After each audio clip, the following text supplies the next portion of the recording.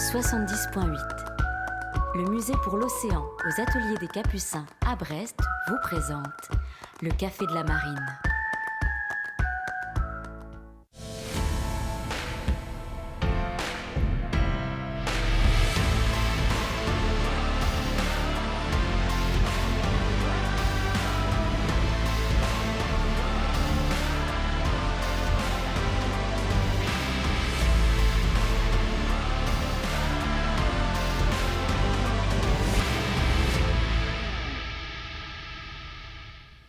Bonjour à toutes et à tous, soyez les bienvenus dans le Café de la Marine. Bonjour Gilbert. Bonjour Virginie, bonjour à tous et à toutes.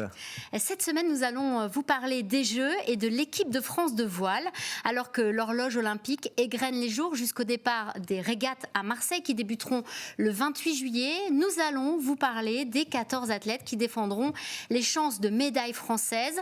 7 hommes et 7 femmes répartis dans 10 séries qui ont obtenu leur billet pour Paris 2024 au terme d'une préparation et d'un travail intense, animé par un seul objectif, vivre cette grande aventure à domicile. Nous les avions rencontrés fin avril et si ces athlètes sont désormais dans leur bulle à Marseille, un de leurs coachs a accepté de nous apporter son regard. Des coulisses de la préparation à leur état d'esprit un mois avant le début des épreuves, Gilda Philippe, qui a disputé les Jeux Olympiques à 2 reprises et est désormais entraîneur, est avec nous. Bonjour Gilda. Bonjour. Bienvenue. Alors tu es de temps en temps à Brest, mais beaucoup à Marseille en ce moment. Merci de ta présence sur ce plateau. On le disait, l'échéance approche. On est allé à 5 semaines maintenant du début des épreuves.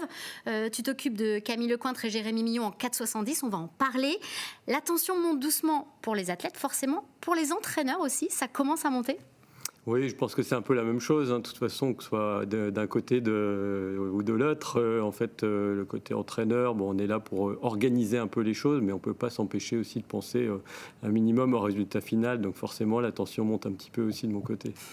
Gilda, ce seront tes 6e Jeux, 2 en tant que coureur, 3 en tant qu'entraîneur. Est-ce qu'on vit quand même des émotions toujours différentes à chaque Olympiade ? Oui, c'est vrai que les Jeux, c'est une fois tous les 4 ans, donc c'est vrai que c'est pas tous les jours quand même. Alors c'est vrai que moi, c'est ma 6e fois, mais c'est à chaque fois très différent.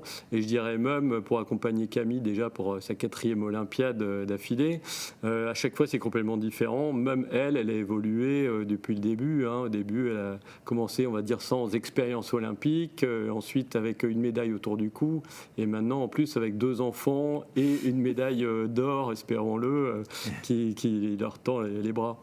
On va en parler justement de ces objectifs et plus spécifiquement donc de Camille et Jérémy. Rapidement quand même un mot des 10 séries présentes. On vous disait il y a 14 athlètes répartis dans 10 séries. On va redécouvrir leur visage puisqu'ils étaient réunis à l'occasion de la conférence de presse. C'était mi-avril, le 15 avril dernier. Ils se sont retrouvés après cette photo sur l'eau, sur le plan d'eau de Marseille où ils vont donc régater et aller chercher un maximum de médailles. Donc on a Louis Cervera et Jean-Baptiste Bernas pour l'île Cassis et l'île Cassette. C'est tout simplement le nom du laser radial et laser standard qui a changé. Erwan Pékin et Clément Fischer pour le 49er. Sarah Steyert et Charline Picon pour le 49er FX, c'est le 49er féminin. On a donc Jérémy Millon et Camille Lecointre qui sont tes poulains Gilda, on va en parler pour le 4,70. Et puis on a les séries volantes comme le NACRA 17 représenté par la jeunesse avec Loubert Tomieux et Tim Mourniac. Et puis les supports qui sont absolument spectaculaires, très rapides aussi.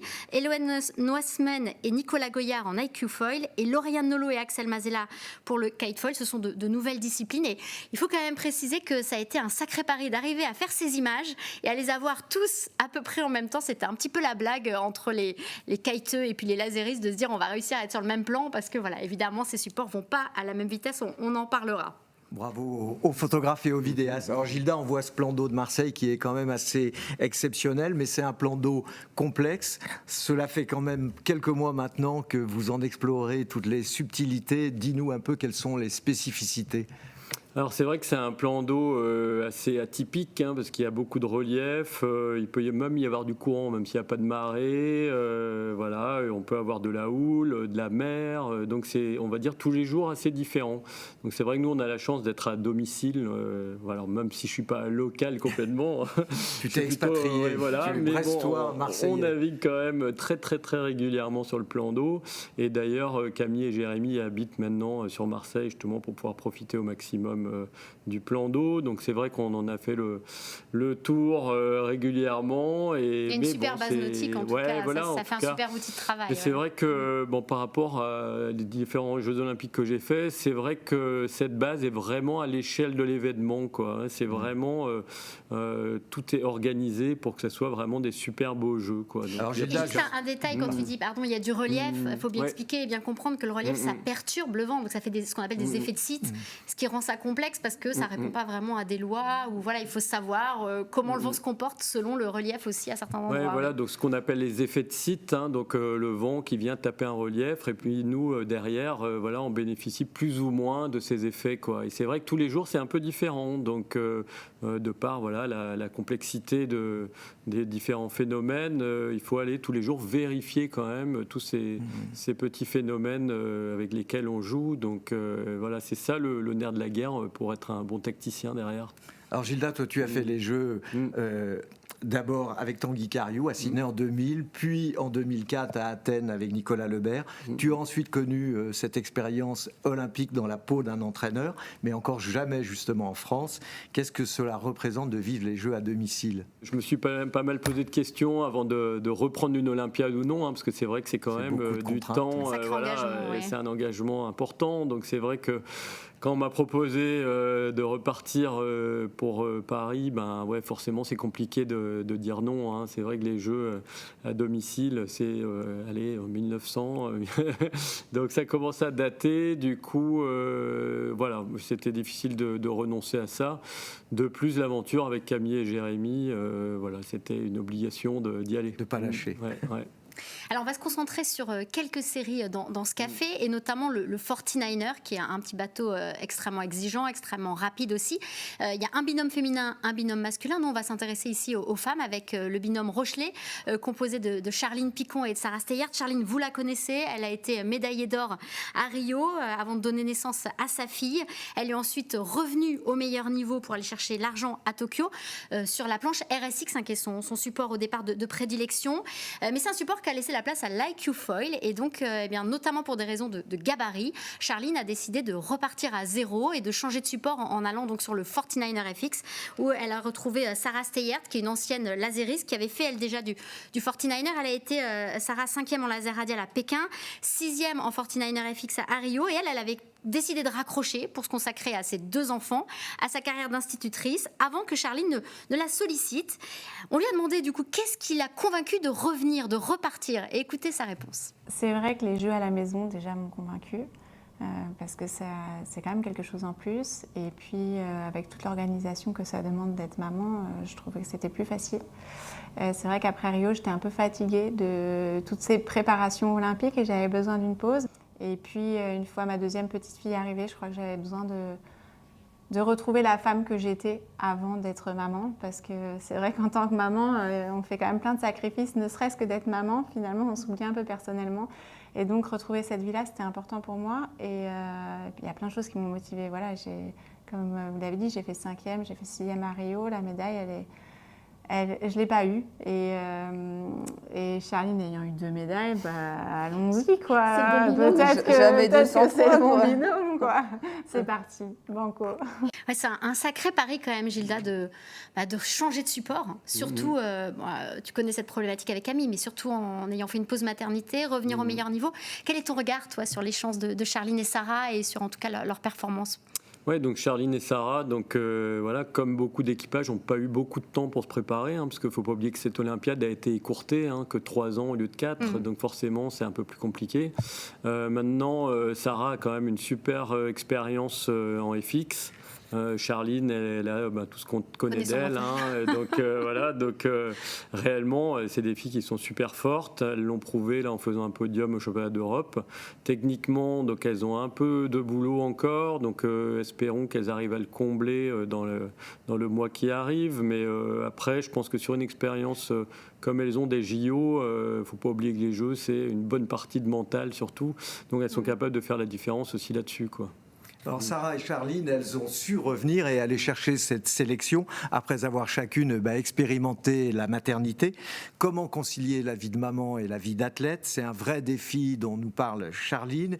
C'est souvent une question d'équilibre assez difficile, mais elle y arrive. On l'écoute. La vie de maman et d'athlète, effectivement, c'est quand même des projets qui sont difficiles. Il faut être vraiment bien entouré. Je pense qu'une des première chose qui fait qu'on est là, c'est nos conjoints. On est quasiment 15 jours par mois en déplacement, donc quand on n'est pas là, il faut gérer. Il y a toute une organisation à mettre en place pour que nous, on sache que les enfants vont bien, qu'ils le vivent plutôt bien. Voilà, ce qui est dur, je l'ai dit plusieurs fois, mais c'est les séparations quand on part en stage. Les cœurs de maman ne sont pas faits pour ça, donc franchement, au début de l'Olympiade, je me disais plein de fois, non, j'y arrive plus, quoi. C'est trop compliqué. Et puis on est toujours là, on s'accroche à ce rêve, on s'imagine sur le podium olympique et on se dit, de toute façon, il faut aller au bout. Et je ne veux pas louper ça, quoi. Si jamais c'est possible, même si c'est 1% de possible, faut aller jusqu'au bout pour le vivre. Gilda, c'est un vrai pari. Tu connais ça aussi avec Camille que tu entraînes. C'est difficile de tout concilier. Ouais, en fait, la plus grande surprise, c'était plutôt l'Olympiade précédente, où Camille expérimentait. Donc, elle est très maman. Maman très présente. Voilà, donc c'était son premier enfant. C'est vrai qu'on ne savait pas trop comment on allait gérer ça tous ensemble. Mais bon, voilà, l'idée, c'était qu'elle se déplace le plus possible avec son fiston. Et puis, ça s'est super bien passé, en fait. Elle était bien entourée, elle a super bien géré ça. Et donc voilà, maintenant avec 2 enfants, on s'est dit, allez, pourquoi pas, ça s'est bien géré. Ça a déjà été expérimenté. Écoute, on y va, et puis ça se passe plutôt bien. Ouais. En tout cas, chapeau à ces athlètes qui arrivent à tout mener de front. Alors, contrairement aux Jeux précédents, on en parlait, Charline, elle le sait, elle n'est pas favorite, elle n'arrive pas dans ce statut de favorite, mais voilà, elle va donner le maximum. On l'a interrogée justement sur le fait de trouver le bon timing, pas arriver près trop tôt, ou voilà ce qu'elle répond. Nous, on ne sera pas prête trop tôt. Hein. On n'a pas montré qu'on était prête trop tôt. Donc on prend tout ce qu'il y a à prendre jusqu'au bout. Je pense que j'ai eu des discussions intéressantes où je ne peux pas avoir la même préparation que j'ai pu avoir en planche à voile en étant favori. Aujourd'hui, on n'est pas favori, on est outsider. Donc voilà, à nous de saisir cette chance et d'aller créer la surprise. C'est vrai que cette question du timing, elle est assez importante dans la dernière ligne droite, de ne pas se cramer trop vite, d'arriver dans la bonne forme au bon moment. Mais mine de rien, ça peut être positif aussi de se savoir moins entendu. On sait qu'elle a moins de pression finalement que sur les autres jeux. Ouais, après, on va pas se mentir, vaut mieux être attendu que l'être moins, c'est sûr. Mais c'est vrai, comme vous dites, c'est une pression supplémentaire d'être attendu. Donc ça, il faut le gérer aussi.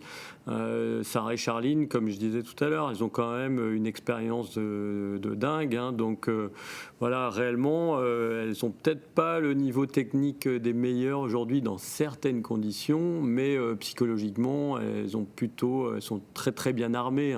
Donc réellement, c'est des super outsiders et elles peuvent le faire. Elles ont une belle carte à jouer. Voilà. Alors chez les hommes, Clément Péquin et Erwan Fischer, eux, ils ont été choisis pour représenter la France.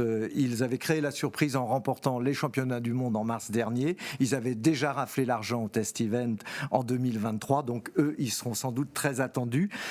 On va maintenant parler de tes poulains, Gilda, avec ce 470, un support qui est devenu mixte et une championne, on l'a dit, qui arrive à concilier compétition au plus haut niveau et son rôle de maman. La Bressoise Camille Lecointe, 2 fois médaillée en bronze, 2016 à Rio, 2020 à Tokyo avec Aloïse Retornaz. Après cette nouvelle pause maternité pour donner naissance à son 2e enfant, elle s'est associée à Jérémy Mion qui a découvert, lui, la voile sur le lac de Cergy-Pontoise. 4e Olympiade pour Camille, 3e pour Jérémy.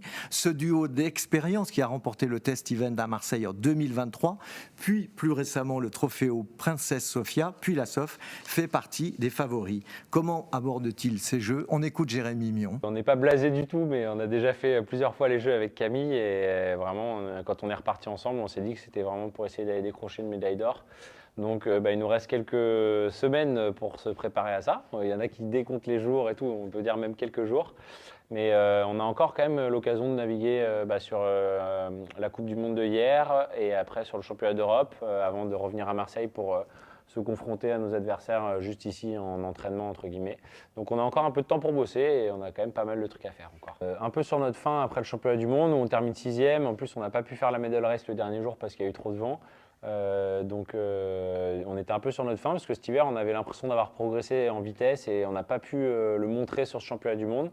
Donc on avait un peu à cœur au Trofeo de changer la donne. Personne, Gilda, ne domine vraiment dans cette série, mais Camille et Jérémy, ils font partie des favoris. Ça veut dire aussi qu'il y a beaucoup de pression quand même sur leurs épaules. Oui et non, parce que, comme vous le dites, voilà, ils ne sont pas forcément au-dessus du lot, quoi. On sait qu'ils se débrouillent super bien, qu'ils sont capables de bien finir les régates, d'aller jusqu'au bout. Ils sont un peu comme Sarah et Charline, ils ont une expérience de dingue, donc ils sont vraiment capables d'aller au bout.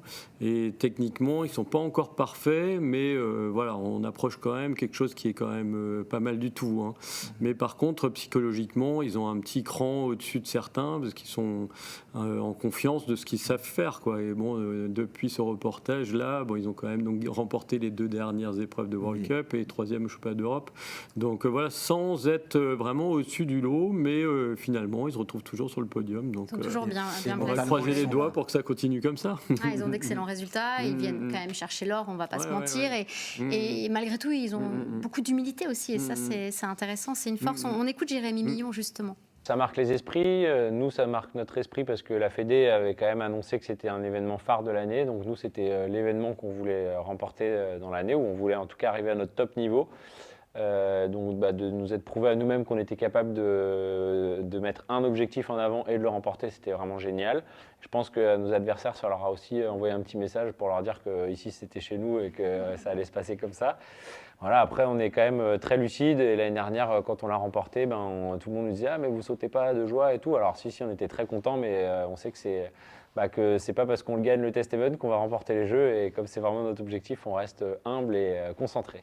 Ça c'est important, le test event, mine de rien, c'est l'épreuve s'il fallait en gagner une, c'est quand même celle qu'il faut gagner à la maison, à Marseille, sur son plan d'eau. C'était fondamental, hein. Oui, exactement, parce que c'est vrai que voilà, on a le petit avantage psychologique, hein, les adversaires pensent que nous, on maîtrise mieux le plan d'eau qu'eux, quoi. Et c'est vrai que des fois, on se dit, mais en fait, on maîtrise pas beaucoup mieux que les autres. Mais au moins eux, ils ont l'impression qu'on le maîtrise mieux. Donc vraiment, c'est une force supplémentaire par rapport aux autres. Mais c'est vrai qu'il ne faut pas rêver. De toute façon, ça ne va pas être facile, hein. Ils ne vont pas gagner tous les manches. Voilà. On peut rêver, mais ça va être plus compliqué que ça. Mais l'important, c'est d'être à fond du début à la fin, sans jamais rien lâcher. Et puis c'est comme ça qu'on finit bien. On ne sait jamais à quoi s'attendre à Marseille. Exactement. Il y avoir du vent, rien du tout. Il faut être prêt à tout. Tu accompagnes, toi Camille, depuis 2010, donc c'est une belle histoire. Il y a forcément une relation de confiance, une vraie complicité entre vous. Mais une prépa olympique, c'est quand même beaucoup de sacrifices. Elle dit toujours avoir le même plaisir d'être sur l'eau et en compétition à ce niveau. Quel est son petit secret? Quelle est la force qui l'anime? Ouais, Camille, en fait, on va dire, elle est toujours présente où il faut être, quoi. Donc, c'est vrai que parfois, techniquement, ça peut être un peu compliqué. Elle sent pas trop le bateau, elle sent pas trop les réglages.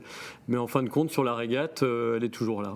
C'est ça qui est énorme. Alors, l'explication, on a des fois du mal à la voir. Pas toujours rationnel. Mais en tout cas, voilà, exactement. Mais bon, ça finit toujours bien en général, hein. Donc voilà, donc son petit secret, je pense, c'est de jamais rien lâcher et d'y croire jusqu'au bout, quoi. 4 Olympiades, c'est énorme. Ça forge l'expérience et ça montre aussi, ça explique aussi une certaine forme de sérénité forcément qui vient aussi avec la gestion de toute cette pression. On va vous parler des séries volantes dans un instant. Juste un mot quand même de l'ILCA 6 et l'ILCA 7. On vous le disait, c'est l'ancien nom du laser radial et laser standard. Ils seront représentés chez les dames par Louise Cervera. Donc là, on est vraiment dans la jeunesse. Elle vit sa toute première sélection. Elle était la première à savoir qu'elle avait obtenu son billet pour ces Jeux de Paris 2024. Et puis, chez les hommes, à l'inverse, c'est l'expérience. C'est Jean-Baptiste Bernaz, le doyen de cette équipe de France, champion du monde et année 2022. Il vit, lui, sa 5e sélection et c'est hyper intéressant de voir aussi au sein de cette équipe de France comment les jeunes et les plus expérimentés s'apportent les uns les autres. On va s'intéresser aux séries volantes avec le NACRA 17 qui est représenté par la jeunesse, hein, avec Lou Berthomieux et Tim Mourniac, 23 et 26 ans seulement. Donc voilà le pari pour ce petit catamaran de 17 pieds, 5,25 m. C'est un catamaran doté de foil. Faut rappeler quand même qu'ils ont été préférés à à l'expérience de Billy Besson et Noah Ancien. Ils ont été leurs derniers à obtenir leur ticket pour Marseille, Lou et Tim. Ces athlètes s'étaient dit à ce moment-là soulagés. Surtout que Lou a connu quand même un sacré coup dur. C'était lors du test event à Marseille en 2023, avec une grosse blessure au genou, rupture du ligament croisé, fissure du ménisque. Les kinés pensaient qu'elle pouvait faire une croix. Eh bien, pas du tout. Elle est revenue au top niveau en un temps record de 6 mois. Et justement, elle nous parle de cette blessure. Venir me blesser, j'ai eu beaucoup de frustration puisque c'est arrivé en juillet dernier au test event alors qu'on s'était préparé vraiment durement pour ce... L'objectif était clair, c'était le test event, aller marquer les esprits. Maintenant, je pense qu'on a fait un excellent travail et moi j'ai été très bien encadrée, que ce soit avec le médecin de la fédération ou avec le kiné avec qui j'ai travaillé à Saint-Martin Sport, qui est une clinique de rééducation pour sportifs. J'ai beaucoup grandi, j'ai moins peur de beaucoup de choses, autant mentalement que physiquement sur le bateau, et je pense que je suis mieux qu'avant. Et ouais, elle en sort grandi, Lou. Gilda, ça fait partie de la vie d'un athlète, la blessure, mais de la vie d'un entraîneur aussi. Comment on gère ça, ce genre de blessure? C'est vrai qu'on est rarement préparé à ça, hein, donc ça nous tombe dessus comme ça, Ouais. et là il faut gérer, quoi. Mais c'est vrai que ça c'est un peu notre quotidien en fait, de gérer, d'organiser, d'enlever les peurs, de trouver des solutions. Puis dans un binôme comme ça, il faut c'est- continuer voilà. à entraîner l'autre. Et ouais, c'est ça qui est compliqué, hein, de garder quand même l'autre à dynamique. l'entraînement. Oui, on sur le support. Voilà, ben, c'est vrai que maintenant on commence à avoir un peu d'expérience là-dessus, hein. Donc Erwan et Clément, ils ont eu aussi pas mal de problèmes physiques, et ils sont revenus plus forts que jamais, hein. Donc c'est À vrai chaque que fois, un super résultat après la blessure. voilà, On va pas c'est leur ça souhaiter qui de se blesser est- maintenant. C'est ça mais- qui est magique, hein. Ça montre aussi la force de la détermination, de la motivation, même si on est blessé. On sait que voilà, on a raté quelques heures d'entraînement, mais on en revient des fois que plus musclé qu'avant, quoi. Donc voilà, en tout cas, c'est super intéressant comme expérience sportive finalement. Et toi, justement, tu avais connu cette infortune parce que tu avais disputé les Jeux et Tanguy Cariou, ton coéquipier, était blessé. Alors, on revient à Lou qui avait navigué avec Tim pour la première fois en 2020. Et pour reprendre leurs propres mots, ça a été vraiment un coup de foudre vélique parce que c'était un remplacement. Il faut dire qu'ils partagent beaucoup de choses, beaucoup de passions. Ils sont tous les deux étudiants à Sciences Po. Et entre eux, l'alchimie a vraiment opéré au sein de leur binôme. Gilda, c'est ce qui permet d'aller chercher aussi le Graal, cette parfaite harmonie au sein d'un binôme. Ouais, complètement, hein. C'est vrai qu'avant de pouvoir fonctionner ensemble, il faut un certain nombre d'heures sur l'eau, quoi. Donc là, a priori, ils se sont vraiment trouvés assez vite, hein, donc c'est génial. Mais comme je dis toujours, à la fin, au bout de 3-4 ans d'expérience ensemble, on pense quelque chose et l'équipier, il agit, quoi, hein, sans même se parler, quoi. Donc c'est assez magique, quoi. Alors pour la petite anecdote, hein, maintenant je ressens un peu la même chose aussi avec les coureurs. Souvent, je pense à un réglage et eux, ils agissent, quoi. Ça, c'est magique. C'est magique. C'est énorme. Ça, c'est Ça, magique. c'est parfait. Ouais. C'est Pas vraiment besoin de les se parler. ondes positives de l'entraîneur. Alors, le breton Tim Mourniac, il est coaché, c'est quand même très spécial. Il est coaché par son père, Jean-Christophe. Son oncle, Philippe, est aujourd'hui le directeur des équipes de France. Son père et son oncle ont navigué ensemble en tornado, mais sans jamais réussir à aller aux Jeux. Biberonné à la voile, au multicoque, à la compétition dans la baie de Quiberon, eh bien, Tim, il est le premier à avoir décroché son ticket pour les Jeux et il est fier de cette sélection. On l'écoute. Depuis qu'on est tout petit, on a à cœur de pouvoir être sur l'eau déjà, prendre beaucoup de plaisir sur l'eau, jouer avec le vent, jouer avec les vagues, mais aussi gagner. Et non, c'est vrai que voilà, dans la famille, il y a ma sœur qui est la seule femme dans l'équipe Youth America's Cup, mon cousin qui est remplaçant sur la Coupe d'América. C'est vraiment une histoire de famille. Ils sont tous là. Et mon oncle et mon père dans le staff fédéral pour les Jeux Olympiques. Donc franchement, c'est super, c'est une fierté pour moi de pouvoir participer à des événements de cette ampleur avec eux. Et c'est aussi très facilitant en termes de communication, notamment avec Kinou, avec qui on est au quotidien. Et qui, voilà, je pense que même Lou, elle est très facile avec lui, mais les liens qu'on a tissés tous les trois sont vrais facteurs de perf. Père-fils, Lou, Mais en fait, quand on est sur l'eau, c'est pas vraiment père-fils, c'est vraiment on travaille et j'ai pas l'impression que ce soit le père et le fils. Ah, ça faisait partie des questions parce que c'est quand même très particulier de s'entraîner avec son père, mais Hélène s'entraîne avec son frère aussi, voilà, ça croire que ça fonctionne bien. Gilda, quand on a quand même 15 ans d'expérience, on a ces petites recettes comme entraîneur. Ouais, forcément, on a toujours l'habitude de réutiliser ce qui a marché, quoi. Hein. Alors c'est vrai qu'il faut se faire attention. C'est pas parce que ça a marché une fois que ça va remarcher. Mais c'est vrai que, moi je sais, on va dire à quoi fonctionne Camille, quoi. Quelle motivation la motive, et la même chose pour Jérémy, quoi. Donc voilà, on essaye d'utiliser un peu ce qu'on a l'habitude d'utiliser régulièrement quand même, quoi. Puis forcément, tu coaches ces deux-là, mais j'imagine qu'il y a aussi une belle entraide et un super esprit d'équipe au sein de l'ensemble du team et de toute l'équipe de France. Et voilà, ça n'empêche pas aussi de donner des petits conseils à d'autres athlètes où c'est très cloisonné. Ouais, non, ça marche super bien parce que c'est vrai que on se connaît tous, hein, voilà, que ça soit Philippe Mourniac ou Jean-Christophe, son frère, voilà, on a tous plus ou moins navigué ensemble, même plus que moi. Donc voilà, vous êtes une belle bande. Il y a une super cohésion. Et on n'a pas peur de se dire les choses et puis voilà, et puis de questionner aussi quand on ne sait pas trop, quoi. Donc non, il y a une entente qui est géniale et c'est aussi pour ça que ça va marcher, quoi. Merci. Eh bien, on vous souhaite en effet d'avoir de belles médailles. On en reparlera d'olympisme dans un prochain café. On vous présentera notamment le kite foil et l'IQ foil qui sont de nouvelles disciplines absolument spectaculaires. Elles vont faire le spectacle, c'est sûr, dans la rade de Marseille. Merci infiniment, Gilda, d'avoir été avec nous. Bonne chance. On regardera évidemment tout ça avec attention. Et puis, on se retrouve donc dans un prochain café olympique. Bye bye.